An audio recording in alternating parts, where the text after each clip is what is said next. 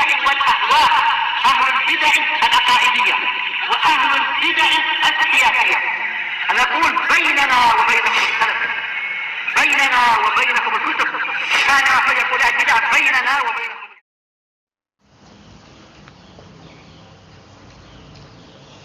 Bismillahirrahmanirrahim. Alhamdulillah hamdan katsiran tayyiban mubarakan fihi kama yuhibbu rabbuna wa yardah. Wa asyhadu an la ilaha illallah wahdahu la syarikalah wa asyhadu anna Muhammadan 'abduhu wa rasuluh nabiyullah wa khaliluh sallallahu alaihi wa ala alihi wa sallama tasliman mazida la nabiyya ba'dah. Ikhwani fid din, a'azzani wa azzakumullah jami'an. Insyaallah taala pada kesempatan yang mulia ini kita akan menyelesaikan pembahasan kita terhadap kitab Syarah Al-Wajibat Al-Mutahattimat, karena sebenarnya syarahnya tinggal sedikit lagi, hanya saja mulai dari halaman 155 itu tambahan mengenai hukum keluar pergi safar ke negara orang kufar. Nah, jadi enggak perlu kita baca panjang lebar, akan tapi kami simpulkan dengan dua kesimpulan. Kesimpulan pertama, pergi ke negara orang kufar tanpa tujuan yang syar'i adalah haram. Nah, seperti misalkan hanya untuk rekreasi, piknik, tamasya, ke Amerika, ke Britania atau kemana untuk piknik. Nah, ini hukumnya haram. Nah, kenapa? Pertama, menghambur-hamburkan harta. Kedua, seakan-akan malah justru mendukung tentang budayanya orang-orang kufar di sana. Paham maksudnya ya? Nah, barakallahu fikum. Ketiga, dikhawatirkan nanti kalau dia pulang dari piknik atau ziarah berkunjung ke sana, itu nanti khawatirnya membawa pemikiran-pemikiran atau justru meniru budaya orang kufar. Kerusakannya banyak sekali. Antum saksikan orang-orang yang piknik ke luar negeri, ke Amerika atau ke Britania, ke Jerman, ke Rusia, pulang biasanya membawa oleh-oleh dari sana. Kemudian terkadang tingkah lakunya pun juga sudah berubah. Ini sebagaimana jelas oleh Syekh Muhammad bin Shalih Al-Utsaimin rahimahullah taala. Yang kedua, kalau tujuan pergi ke negara kufar karena tujuannya syar'i, pertama seperti berobat. Kedua, mungkin di sana menegakkan dakwah dan alhamdulillah berjalan di sana menegakkan dakwah, bukan tamasya ya, bukan piknik, maka para ulama membolehkannya. Jadi dua rincian tadi kesimpulannya, mulai dari halaman 155 sampai terakhir tersebut tambahan daripada pengumpul syarahnya. Paham maksudnya ya? Kesimpulannya ada dua rincian tadi itu. Kalau perginya ke negara kufar hanya untuk piknik atau tamasya atau rekreasi, hukumnya haram. Mafhum? Naam.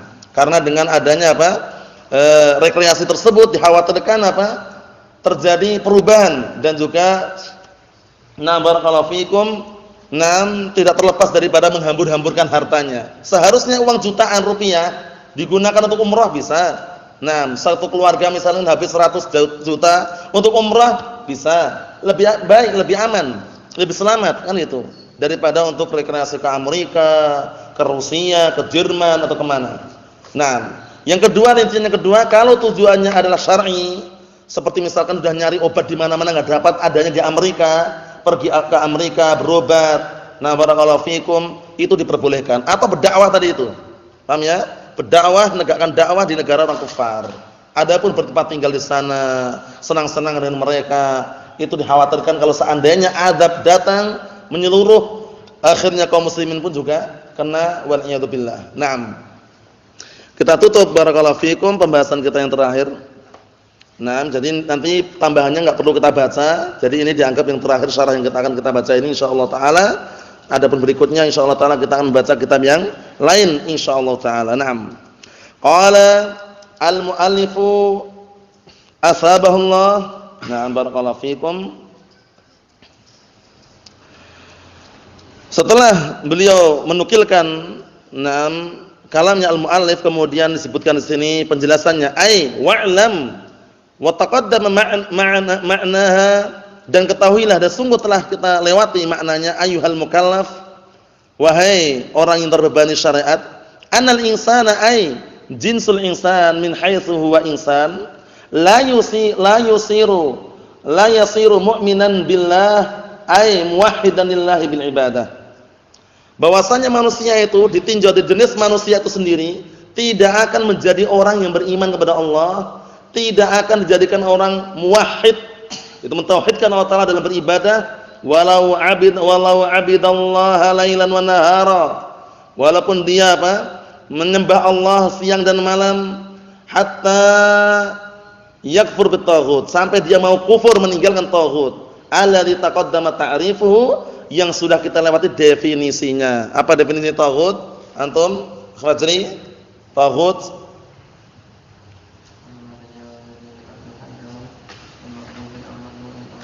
Naam, kullu ma tajawaza bihi al-'abdu haddahu min ma'budin aw matbu'in aw muta'. Naam, setiap perkara yang bikin seorang hamba melampaui batasannya, baik sesuatu yang disembah, yang ditaati maupun yang diikuti. Naam. Itu definisi yang paling bagus disebutkan oleh Al-Imam Ibnu Qayyim Al-Jauziyah rahmatullahi alaih. Li'anna al-kufra bit-taghut ruknun liwujudit tauhid. Dikarenakan kufur meninggalkan tauhid itu adalah pondasi, rukun, inti untuk apa? Adanya tauhid. Fa idza ikhtalla hadzal rukn lam yakun muwahhida. Apabila terhilangkan, terluputkan, kosong daripada rukun ini, niscaya orang tersebut tidak dikatakan muwahhid. Maksudnya bagaimana? Dia katanya muwahhid tapi nyembah berhala, nyembah patung, nyembah bulan, nyembah bintang, nyembah kuburan si fulan, kuburan si alan misalkan, minta kepada kuburan, bikin sesajen di pohon-pohon besar. Biasanya pohon apa yang mereka keramatkan? Pohon beringin biasanya. Pohon beringin ngeri itu ya, ada semacam ranting-rantingnya itu ya. Dan kalau antum mau lihat sana itu di daerah mana itu? Sana itu ya, sana ada pohon beringin besar itu. Nah, itu kalau orang-orang yang tidak paham masalah agama, orang udah nganggap ini keramat ini. Ngeri. Sesajen pun situ banyak, mungkin bunga-bunga itu ya biasanya ya, untuk mencari pesugihan berbahaya. Katanya ada gendruwanya katanya. Ada makhluk namanya gendruwa. Nah, kalau bahasa namanya gendruwo. Nah, itu bahaya sekali kata mereka, tapi ya enggak perlu takut. Enggak perlu. Kalau benar-benar kita ini sudah benar-benar muwahhid barakallahu fikum, yakin bahwasanya tidak ada yang mendatangkan bala dan tidak ada yang mengusir semua petaka-petaka kecuali Allah, enggak boleh takut. Jangan takut dengan setan. Jangan takut dengan jin. Malam hari keluar ke kamar mandi walaupun lampu mati, bismillah. Enggak usah takut, ngapain takut? Nah, barakallahu fikum, gemeteran sedikit enggak masalah, tapi enggak usah takut. Paham ya? Nah, karena takut dengan setan itu dilarang. Takut dengan setan dilarang, takut dengan jin dilarang. Hati-hati ya, enggak boleh takut barakallahu fikum. Enggak boleh takut, pemberani. Demi apa? Kedepannya nanti kita semuanya walaupun yang belum berkeluarga, insyaallah akan berkeluarga dan punya anak. Jangan sampai kita ngasih tahu anak kita enggak boleh takut, bapaknya sendiri takut. Nah, ya, jangan sampai itu ya, karena terjadi seperti itu ya.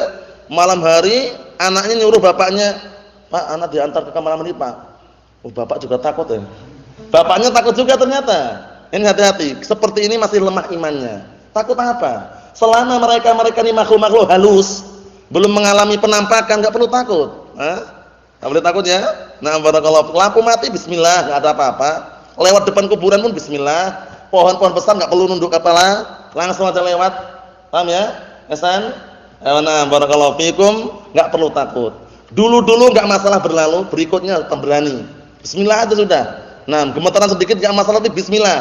Paham ya? Tapi kalau takut kemudian dia malah tambah ditakut-takutin. Karena apa? Allah Taala berfirman dalam Al-Qur'anul Karim, "Innama dzalikumus syaitan yukhawifu awliya'ah fala takhafuhum wa khafuni in kuntum mu'minin." Mereka itu adalah para setan yang menakut-nakuti wali-wali Allah Subhanahu wa taala. Enggak perlu takut. Fala takhafuhum, jangan kalian takut mereka. Takutlah kalian kepadaku kata Allah Taala. In kuntum mu'minin. Jika kalian benar-benar beriman. Takut jin, takut setan, zaki, takut pocongan enggak boleh. Paham ya? Takut gendruwo itu enggak ada semuanya itu ya. Cuman penampakan-penampakan yang mungkin mereka anggap itu munculnya biasanya di film-film TV, Kalau ada TV ditutup TV-nya. Nah, barakallahu fikum, jangan nonton film-film hantu, kuntilanak, hati-hati itu. Biasanya bikin orang takut.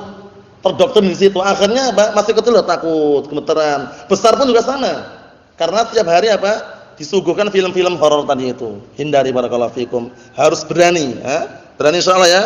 Berani, enggak boleh takut. Nah, barakallahu fikum. Kalaulah seandainya Allah takdirkan mengalami makhluk halus seperti mengalami penampakan, kaget itu wajar. Kalau benar-benar nampak tadi ya. Tapi kalau cuma kabar-kabar, hati-hati. Depan sana itu diberingin ada genderuwonya. Sudah gitu udah gemeteran. Enggak nampak wala syai', cuma lewat aja udah nunduk-nunduk kepala. Amit mbah katanya. Amit apa? Allahul musta'an. Hati-hati. Hati-hati ya. Ini sekedar apa? Meluruskan agar kita itu benar-benar menjadi muwahhid. Nah, mentauhidkan Allah Subhanahu wa taala, berani gitu ya. Nah, kalau seandainya nampak ganggu antum boleh lawan. Kalau seandainya benar-benar nampak ganggu itu. Paham ya? Tapi apakah pernah? Pernah enggak antum? Enggak pernah. Enggak pernah mengalami penampakan, enggak pernah. Kalau seandainya ada ganggu benar, misalkan ganggu depan kita lawan. Paham ya? Nah, enggak boleh kita lemah dengan jin. Kalau seandainya ganggu ya. Tapi cuma kabar-kabar burung, misalkan hati-hati di jembatan itu ada pocongannya, sana itu yang di pohon beringin itu kalau setiap malam Jumat Kliwon ada kuntilanak, itu jangan percaya sudah. Paham ya? Allah musta'an. Itu kisah-kisah yang terkadang bikin orang itu bergetar, takut, mau taklim enggak jadi, pulang lagi. Karena apa? Pas taklimnya bertepatan malam Jumat Kliwon. Allah musta'an. Hindari barakallahu fikum.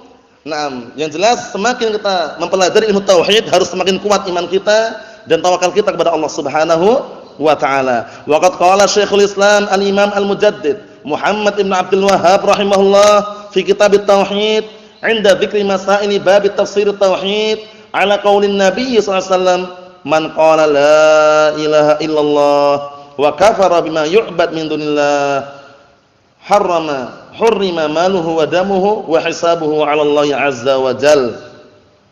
Artinya, dan sungguh telah berkata Syekhul Islam Al-Imam Al-Mujaddid Syekh Muhammad bin Abdul Wahhab di dalam Kitab Tauhid. Kitab Tauhid ini sangat bagus sekali. Kapan-kapan insyaallah kita baca. Syarahnya macam-macam, kita mungkin ngambil syarahnya. Nah, barakallahu fikum. Kalau enggak Syekh Ibnu Utsaimin, Syekh Ibnu Baz. Tapi nanti kapannya Allah alam, yang jelas akan kita baca باذنillah nanti. Karena syarahnya macam-macam. Nah, yang paling bagus ya Kitab Tauhid yang syarahnya apa? Fathul Majid itu. Mahfum insyaallah ya. Nah, Fajri, mahfum insyaallah. Ayo, nah, barakallahu fikum. Kita lihat di sini. Nah, barakallahu fikum, yaitu ketika beliau menyebutkan permasalahan-permasalahan bab tafsir tauhid, yaitu ketika menyebutkan sabda Rasulullah sallallahu alaihi wasallam, "Man qala la ilaha illallah", barang siapa yang mengucapkan kalimat la ilaha illallah dan dia kufur meninggalkan seluruh yang disembah selain Allah, sungguh telah diharamkan darahnya dan hartanya dan perhitungannya nanti di sisi Allah Subhanahu wa taala. Mahfum insyaallah ini ya. Jadi dua ini syaratnya. Al-kufru bit-taghut wal imanu billah. Meninggalkan taghut dan beriman hanya kepada Allah Subhanahu wa taala. Oleh karena itu tugas kita yang sangat penting barakallahu fikum ketika sudah berdakwah nanti, mendakwahi semampu kita di masyarakat kita agar mereka mengenal tauhid yang benar. Mengenal tauhid yang benar, bagaimana ibadah yang benar. Jangan sampai dia mengucapkan kalimat la ilaha illallah tapi masih mengotori dengan apa? Kotoran-kotoran kesyirikan. Kalau ada keperluan datang ke rumahnya, kiai fulan, mbah fulan, dukun fulan. Nah, kalau minta kekayaan malah datangnya ke kuburan mbah fulan, mbah alan. Ini dilarang ya. Allahumma musta'an. Na'am barakallahu fikum. Tapi datang langsung kepada Allah Subhanahu wa taala, meminta kepada Allah Subhanahu wa taala. Mungkin dengan cara salat, dengan cara berdoa. Na'am barakallahu fikum sepertiga malam terakhir. Na'am barakallahu fikum atau di hari Jumat. Naam, atau di waktu-waktu yang memang dikabulkan doanya barakallahu fikum. Naam. Qala wa hadza min a'dhami ma yubayyinu ma'na la ilaha illallah. Ini merupakan perkara yang paling besar di dalam menjelaskan makna la ilaha illallah. Fa innahu lam yaj'al at-talaffuz biha 'asiman lid-dam wal mal. Bahwasanya tidak bisa menjadikan semata-mata melafadzkan dengannya, tidak bisa menjadikan apa? 'Asiman, penjaga, melindungi lidam wal mal, darah dan hartanya. Kalau cuma mengucapkan tok enggak bisa. Naam. Bal wala ma'rifatu ma'naha ma'a lafdhiha. Bahkan juga apa? Mengetahui maknanya bersamaan melafadzkannya itu juga enggak bisa. Enggak bisa apa? Enggak bisa menjadi penghalang, menjadi pengaman terhadap darah dan hartanya. Kalau cuma sekedar mengetahui maknanya dan lafadzkan saja. Bal walal iqrar bidzalik, tidak pula hanya mengakui saja. Bal wala kaunuhu la yad'u illallah wahdahu la syarikalah. Bahkan apa? Tidak pula keadaan dia hanya menyeru, tidak menyeru kecuali hanya kepada Allah Taala semata dan tidak ada sekutu baginya. Balla Na barakallahu fikum, bal la yuhram maluhu wa damuhu hatta yudhifa ila dzalika al-kufru bima yu'bad min dunillah. Tidak pula mengharamkan. Tidak pula tidak bisa mengharamkan harta dan darahnya sampai dia mau menyandarkan dengan perbuatannya itu apa? Al-kufru, meninggalkan dengan apa? Atau seluruh perkara yang disembah selain Allah Ta'ala. Jadi kalau cuma antum mengucapkan saja, melafadzkan, mengetahui maknanya, itu belum bisa mengamankan darah dan hartanya. Sampai kamu atau kita meninggalkan tauhid, itu intinya. Al-kufru bit tauhid. Naam. Fa in syakka aw tawaqqafa, kalau seandainya ragu atau terhenti, lam yuhram maluhu wa damuh, maka tidak bisa diharamkan harta dan darahnya. Fayalaha min mas'alatin, alangkah besarnya permasalahan ini. Ma ajallaha wa a'dhamaha, alangkah mulianya dan juga agungnya permasalahan ini. Wa yalahum min bayan wa ma awdaha. Naam, wa hujjatin ma aqta'aha lil munazi'. Na'am barakallahu fikum, alangkah besarnya dan alangkah jelasnya gamblang dan hujjah atau argumen yang pasti yang bisa apa? Na'am barakallahu fikum, yang bisa dikatakan hujjah yang paling besar untuk apa? Memutuskan dan juga memutuskan perdebatan orang yang mendebat. Intinya apa barakallahu fikum? Intinya kalau cuma sekedar ucapan, keyakinan, mengetahui maknanya enggak cukup. Harus dia al-kufru bit taghut, meninggalkan tauhid. Oleh karena itu orang-orang jahiliyah, orang-orang kufar Quraisy, orang-orang kufar Quraisy yang memerangi Rasulullah ketika didakwakan kalimat la ilaha illallah, marah enggak mereka? Marah. Karena tahu makna la ilaha illallah, tahu mereka. Maknanya la ilaha illallah itu konsekuensinya harus meninggalkan berhala-berhala yang lain. Paham itu ya? Sehingga mereka marah, enggak mau mengucapkan kalimat la ilaha illallah, enggak mau. Aja'al al-alihata ilaha wahida? Apakah Muhammad itu ingin menjadikan ilah yang banyak menjadi satu ilah? Marah-marah. Nah, barakallahu fikum. Tabban laka ya Muhammad ali hadza jama'tana. Celakalah engkau wahai Muhammad. Apakah utus seperti ini engkau mengumpulkan kami? Marah-marah mereka, Abu Lahab dan teman-temannya. Nah, karena apa? Kalimat la ilaha illallah itu bukan sekedar kalimat. Orang yang memahaminya berarti konsekuensinya harus meninggalkan sesembahan-sembahan selain Allah Ta'ala. Mereka enggak mau. Mereka pengennya nyembah Allah, nyembah berhala gitu loh. Ada Lat, ada Uzza. Nah, barakallahu fikum, ada siapa lagi? Manat. Nah, barakallahu fikum, seperti itu. Allahul musta'an. Kita lihat, wa dalilu 'ala ma taqaddama qaulu ta'ala, dalil terhadap apa yang telah lewat adalah firman Allah Ta'ala, la ikraha fid din, qad tabayyana rusydu. Tidak ada paksaan dalam agama ini, sungguh telah jelas yang namanya petunjuk. Wa huwa dinu Muhammadin sallallahu alaihi wasallam alladzi huwa tauhid. Yang diinginkan dengan petunjuk di sini adalah agama Nabi Muhammad sallallahu alaihi wasallam, yaitu tauhid. Minal ghayy. Nah, maksudnya apa? Sungguh telah nampak, sungguh telah jelas. Nah, yang namanya petunjuk. Nah, di hadapan al-ghayy. Al-ghayy ini adalah apa? Kesesatan. Wa huwa dinu Abi Jahlin la'anahu wa syirk. Kesesatan, kesyirikan itu agamanya Abu Jahal. Abu Jahal siapa namanya? Amr bin Syam. Dulu kunyahnya siapa? Abul Hakam. Terbunuh pada perang apa? Perang Badar. Terjadi pada tahun berapa? Bulan Ramadan tahun 2 Hijriah. Na'am barakallahu fikum. Ikhwani fid din, azdani wa azakumullah. Na'am. Faman yakfur bit-taghut wa yu'min billah faqad istamsaka bil 'urwatil wuthqa. Maka barang siapa yang kufur meninggalkan taghut dan beriman kepada Allah, sungguh dia telah berpegang teguh dengan tali yang sangat kuat. Apa itu tali yang sangat kuat ini? La ilaha illallah. Ingat-ingat, penyebutan kalimat la ilaha illallah disebut juga dengan al-'urwatul wuthqa. Disebut juga dengan kalimatut tauhid, disebut juga dengan kalimatut taqwa, disebut juga dengan kalimatut apa? Kalimatul ikhlas. Paham itu ya? Nah, barakallahu fikum, sebutan-sebutan seperti itu penting karena terkadang lafadznya berbeda-beda. Naam. Ai al-qawiyyatul lati man tamassaka biha faqad faz. Maksudnya adalah apa? Nah, barakallahu fikum. Naam, yaitu kekuatan yang sangat kuat yang apabila dia berpegang teguh dengannya, sungguh dia akan beruntung. Lang fisama laha ai la tanfasima wa la tanfak. La tanfasimu wa la tanfak, maksud tidak akan terputus, tidak akan terlepas. Bal hiya muhkamatun mubarramatun qawiyatun. Maksudnya adalah apa? Dia itu sangat kuat dan bijaksana serta sangat apa barakallahu fikum ulet dan kuat. Intinya, kalau dia berpegang teguh dengan tali tersebut. Wallahu sami'un ay muhitu sam'ihi bi jami'il masmu'at maksudnya adalah Allah Ta'ala zat yang Maha mendengar, meliputi pendengarannya pada seluruh barakallahu fikum segala sesuatu yang didengar. Alimun ay muhitu ilmihi bi kulli syai', zat yang Maha mengetahui maksudnya adalah apa? Meliputi pengetahuannya kepada seluruh sesuatu, segala sesuatu.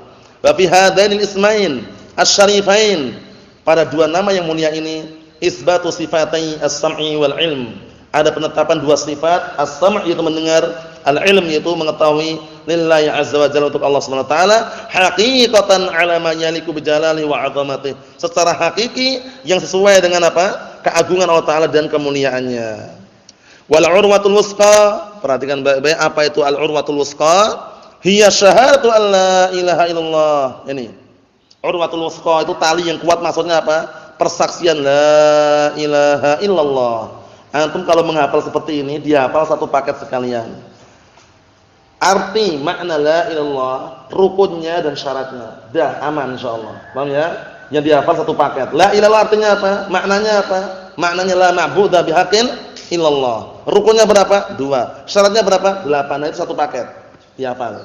Paham ya? 6 rukunnya 2, syaratnya 8. Maknanya apa? La ma'budu bihaqqin illallah.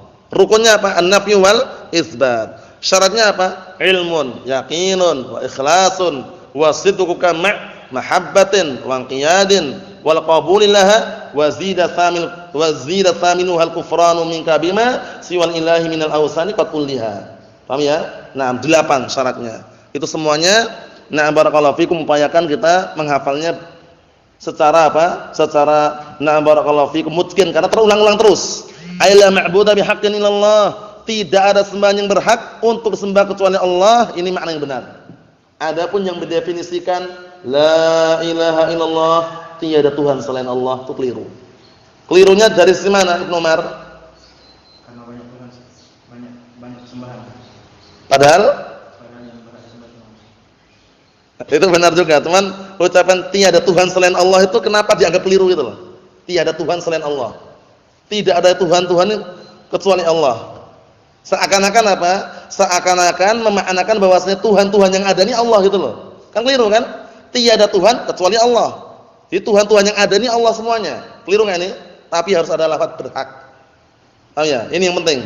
La ma'budu bihaqqin illallah. Tidak ada sembahan yang berhak untuk disembah kecuali Allah. Kalau seandainya ada ilah-ilah yang lain, Tuhan-Tuhan yang lain yang mereka sembah tidak berhak, berarti bukan Allah. Udah itu aja.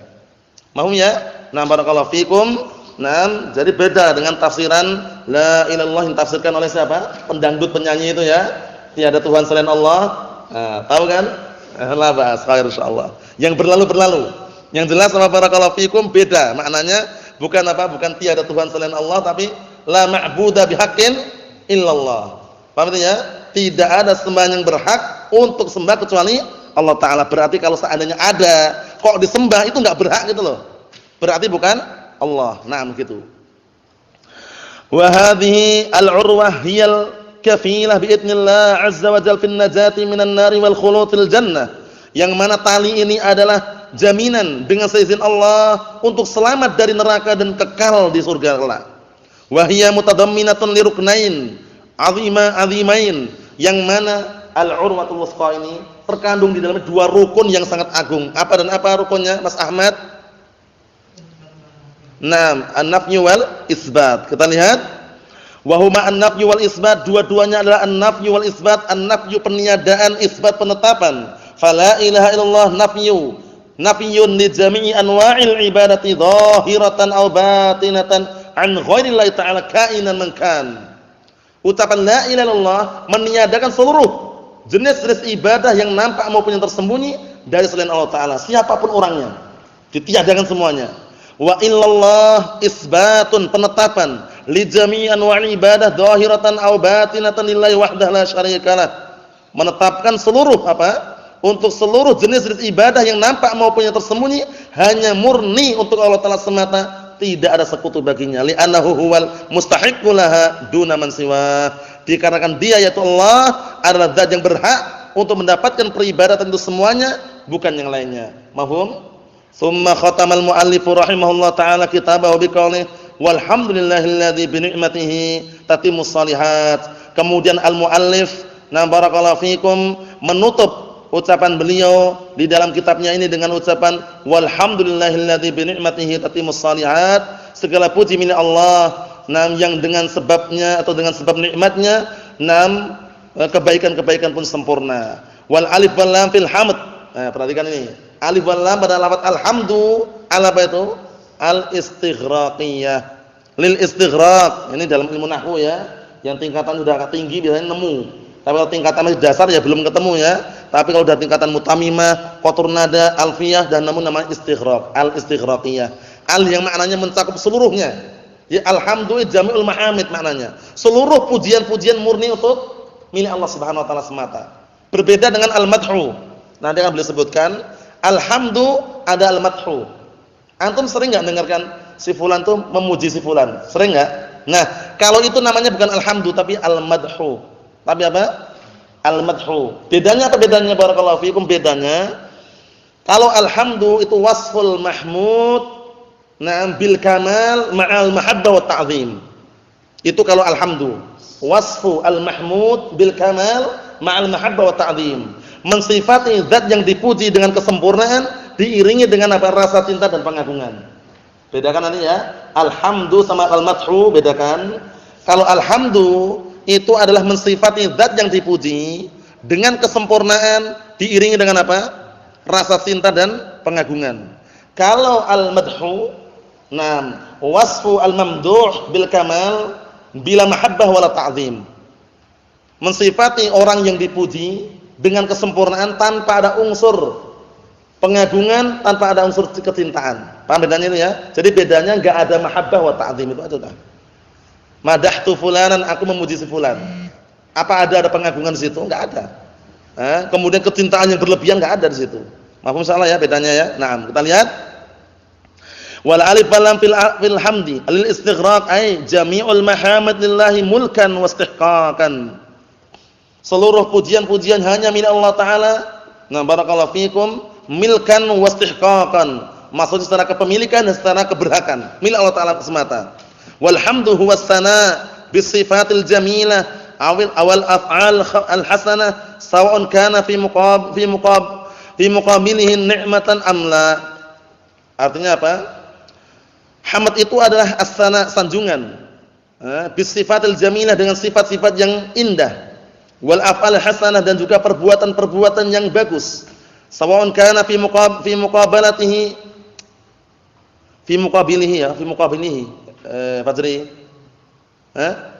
Fi muqabilihi ni'mah amla, baik dia itu dikasih nikmat ataukah tidak. Paham ya? Itu namanya alhamdu. Antum misalkan ditimpa musibah, alhamdu ala kulli hal. Paham ya? Dapat nikmat alhamdulillah. Ditimpa musibah juga alhamdulillah. Berarti menunjukkan kasih nikmat ataukah tidak alhamdulillah. Segala pujian milik Allah taala. Cuman biasanya kalau orang kaifa haluk ya akhi, alhamdulillah ala kulli hal. Ala kulli hal menunjukkan atas berbagai macam keadaan alhamdulillah. Segala puji milik Allah taala. Mau keadaannya susah ataupun senang, alhamdulillah. Ya enggak? Seperti itu. Ini lihat ini. Naam. Qala Syekhul Islam Ibnu Taimiyah rahimahullah, namanya Syekhul Islam Ibnu Taimiyah. Qala Syekhul Islam Ibnu Taimiyah rahimahullah.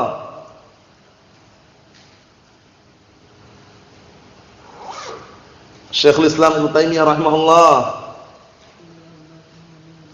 Abdul Abbas Ahmad bin Abdul Halim. Nah, jangan terlupakan ya, Abdul Abbas Ahmad bin Abdul Halim. Al-Imam Ibnu Qayyim al-Jauziyah. Abu Abdullah Muhammad bin Abi Bakar. Naam. Kata beliau, kata Syekhul Islam Ibnu Taimiyah, alhamdu dzikru mahasinil mahmud ma'a hubbihi wa ijlalihi wa ta'dhimihi. Alhamdu itu, perhatikan baik-baik ini, menyebutkan keindahan-keindahan zat yang dipuji bersamaan mencintainya dan mengagungkannya serta memuliakannya.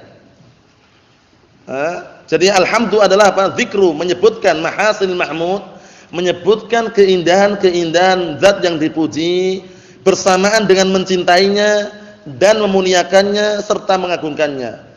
Fa in tajarrada an dzalik, kalau seandainya kosong dari pemuliaan dan pengagungan tadi, fa huwa madhun. Berarti madhun, sama-sama artinya pujian, cuman bedanya kalau alhamdu itu diiringi dengan rasa cinta dan pengagungan. Kalau madhu itu pujian juga, sanjungan, cuman tanpa rasa cinta dan tanpa rasa pengagungan. Paham bedanya? Paham bedanya antum? Bedanya apa? Al-madhu dengan alhamdu.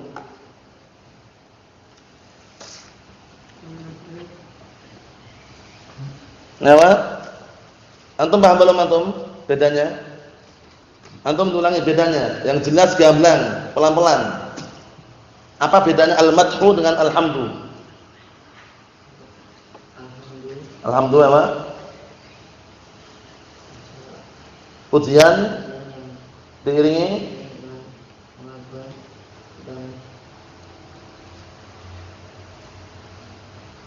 dan rasa cinta. Masa bingung? Dalam arti kan alhamdu itu adalah apa? Adalah pujian, sanjungan yang diiringi dengan rasa cinta dan pengagungan. Paham ya? Mahabbah wa ta'zim.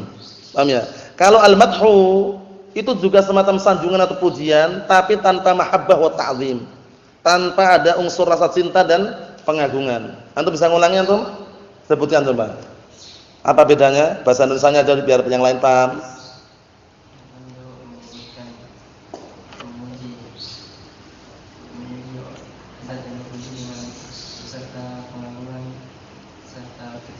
Ayo, kalau al-madhu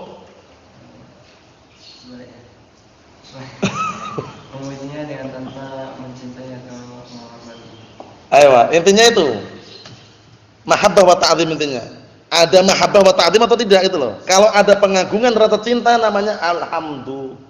Alhamdulillahi rabbil alamin. Paham itu ya? Seperti itu. Kalau tanpa rasa cinta dan rasa-rasa pengagungan enggak ada, berarti apa? Al-madhu. Mahfuz soalnya ya? Antum bisa ngulangi? Coba sebutkan. Alhamdulillah adalah pujian yang ada rasa cinta dan pengagungan. Yang ada rasa cinta dan Pengagungan. itu apa? Alhamdulillah. Alhamdulillah wa na'am. Alhamdulillah tidak ada. Alhamdulillah lagi jangan. Alhamdulillah sudah, yang berikutnya al-madhu. Al-madhu tidak ada rasa cinta dan pengagungan. Ayo. Kalau al-madhu itu tanpa diiringi rasa cinta dan pengagungan. Antum mafhum insyaallah? Yusuf, sudah paham belum sekarang? Nanti diulang-ulang lagi ya. Ini mudah sekali. Intinya ada pengagungan atau tidak itu.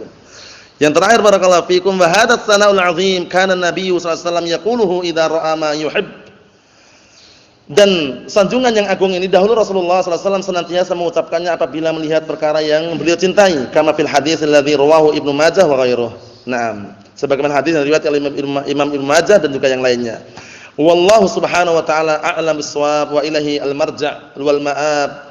Walhamdulillahilladzi bi ni'matihi tatimmus shalihat wa sallallahu wasallam ala nabiyyina Muhammad wa ala alihi wa sahbihi ajma'in. Alhamdulillah kitab ini sudah kita selesaikan. Insyaallah taala biidznillah azza wa jalla pada pertemuan yang berikutnya kita akan masuk ke kitab yang baru yang tidak kalah tebalnya namun insyaallah taala juga berfaedah karena di dalam kitab tersebut yang dikenal dengan ad-durusul muhimmah li'amatil ummah, pelajaran yang penting untuk umat secara keseluruhan, mengandung dalamnya masalah tafsir, masalah akidah, masalah fikih walaupun secara ringkas dan juga masalah adab dan akhlak yang lainnya. Insyaallah taala kita akan baca pada pertemuan yang selanjutnya biidznillah subhanahu wa taala. Subhanakallahumma bihamdika asyhadu an la ilaha illa anta astaghfiruka wa atubu ilaik. Walhamdulillahirabbil alamin.